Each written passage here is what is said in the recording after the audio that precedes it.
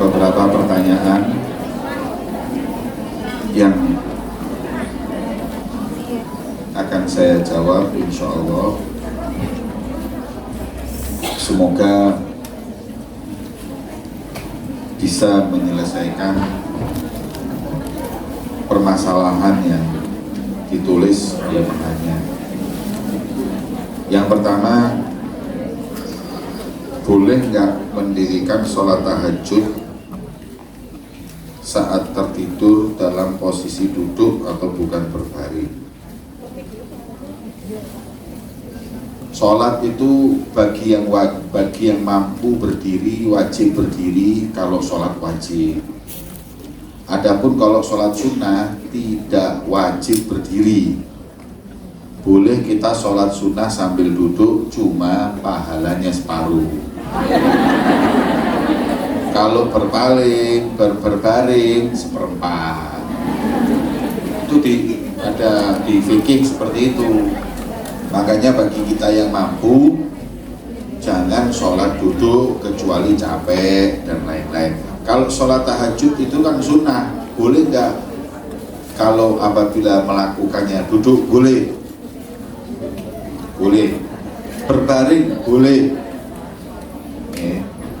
Cuman saya bingung sama yang tanya, kalau habis bangun tidur terus tahajud, itu wudunya kapan?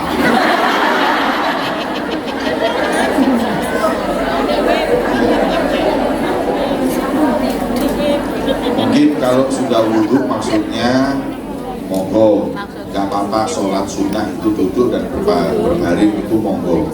Cuma tadi pahalanya nggak sebesar orang yang sholat sunnah itu manfaatnya banyak. Pertama, mendekatkan diri kepada Allah. Kedua, menambal sholat-sholat wajib yang kurang. Makanya kita itu perbanyak sholat sunnah untuk menambal kekurangan sholat-sholat wajib kita. Kalau apabila sholat wajibnya yang hilang, jangan sholat sunnah, qadha sholat wajib. Jadi kalau kita masih punya hutang sholat wajib ini dan itu, maka kita diwajibkan bayar. Bahkan ada ulama yang mengatakan nggak boleh sholat sunnah orang yang punya hutang sholat wajib. Kalau sholatnya banyak yang ketinggalan sampai lupa, maka kata ulama, ya gantinya sholat sunnah adalah mengqadha sholat-sholat wajib, dan itu lebih afdal. Itu pertanyaan yang tadi pertama. Yang kedua, Habib, ikhlas itu apa? Ikhlas itu seperti surat Al-Ikhlas. Namanya Al-Ikhlas tapi nggak ada bacaan alif. Ikhlas itu dalam bahasa Arab adalah mengosongkan niat dalam beribadah kepada selain Allah. Itu ikhlas. Murni. Ikhlas itu artinya murni. Kholis aslinya kholis. Kholis itu murni. Amalan yang kholis, amalan yang murni, gak ada niat kepada selain Allah. Orang-orang dulu itu ikhlas, amalannya untuk Allah tapi masih nangis, takut gak diterima. Lah kita ini Masya Allah, amalannya kecampur-campur, kadang juga gak ada amalannya, tapi kadang masih merasa kita beramal. Makanya tidak diperkenankan kita mengumumkan amal ibadah. Jadi kalau kita sholat malam, gak usah difoto, habis status, itu gak usah. Saya kasih tahu ya, kenapa sholat malam pahalanya lebih besar dari sholat duha. Karena sholat malam itu gak ada yang tahu. Kalau sampai buat status itu omongan, hilang kabeh ganjarannya. Gak perlu tahu. Ya, kalau perlu ini bawa setiap amalan yang dibawa sampai mati, tidak ada orang yang tahu. Itu jadi bekal untuk nanti berjumpa dengan Allah Subhanahu wa Ta'ala. Memang cari amalan ikhlas itu sulit, apalagi kalau dekat-dekat pilpres, pilkada. Ini Iki wis golek amalan sing ikhlas itu jarang. Saya pernah diundang ke Sulawesi di Kendari. Ada yang dari Kendari nggak di sini? Kendari di Sulawesi saya diundang. Yang waktu yang itu yang undang gubernurnya. Begitu nyampe di sana saya mampir masjid di perjalanan. Masjid itu masjidnya bagus tapi nggak ada karpetnya, tapi ada bekas karpet, ada bekas lip tuh. Saya tanya, lupa ini kok masjid bagus nggak ada karpetnya, terus ada bekas, kenapa?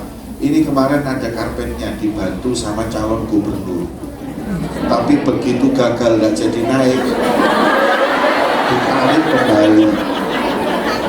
Bayangno, masjid tuh, bantuan masjid dicabut kembali.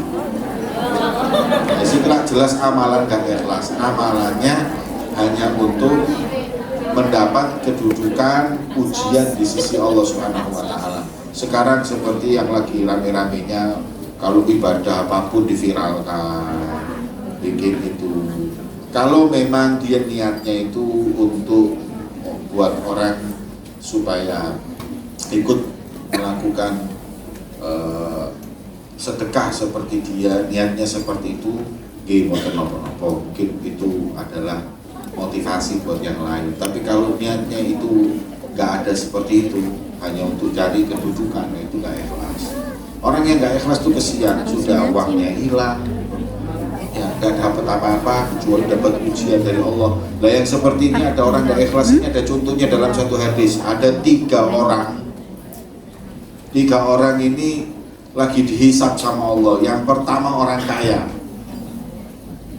Kemudian ditanya, kau sedekah untuk apa? Jawabannya, saya mencari ridhomu ya Allah. Jawabannya Allah Ta'ala, bohong.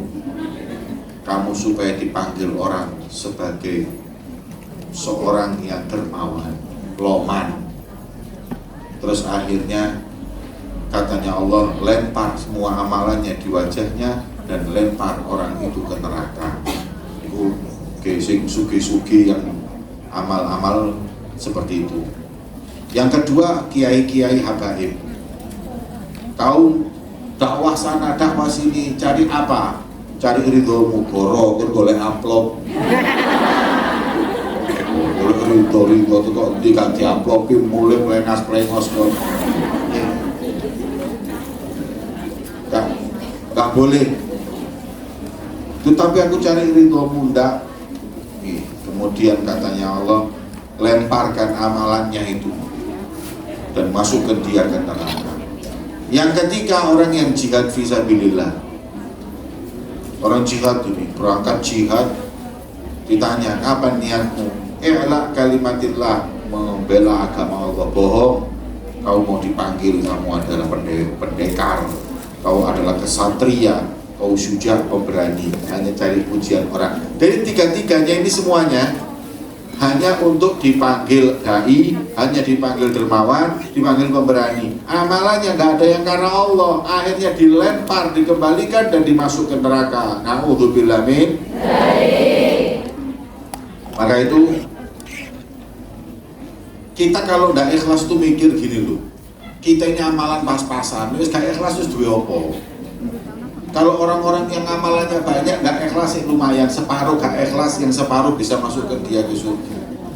Nah kalau amal kita ini sudah pas-pasan, ngepres mesti kurang kadang-kadang, terus gak ikhlas, yang ada kita rugi. Na'udzubillah min.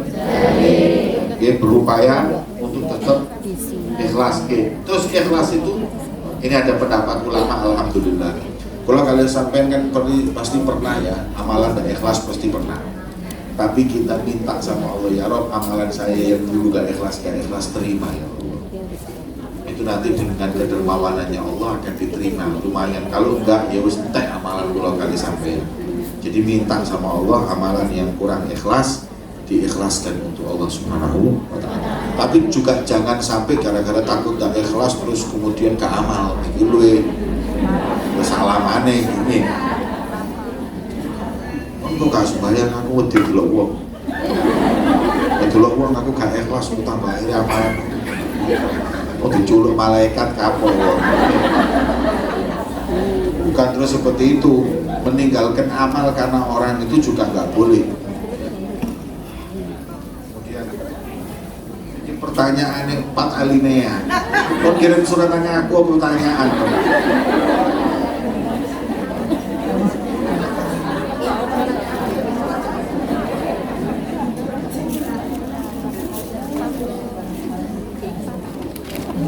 Amalan apa yang kalau diamalkan membuat supaya tidak takut menikah?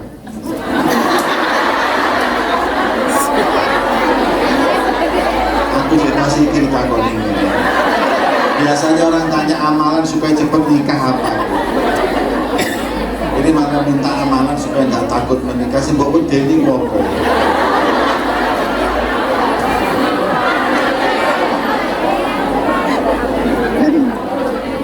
Ya berarti bukan jangan takut menikah. Doa amalan apa yang membuat saya dapat suami yang soleh?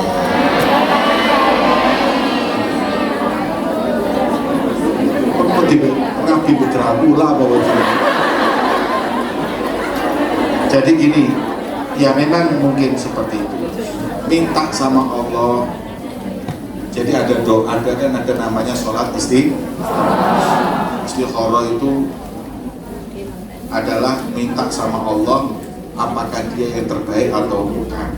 Kalau dia yang terbaik, ya Allah mudahkan. Kalau dia bukan yang terbaik, jauhkan. Itu istikharah yang benar. Karena kadang kalau orang sudah jatuh cinta, istikharah itu dirubah. Ya Allah, kalau dia yang terbaik untukku mudahkan. Kalau dia ya Rob bukan yang terbaik, rubahlah supaya jadi yang terbaik ya.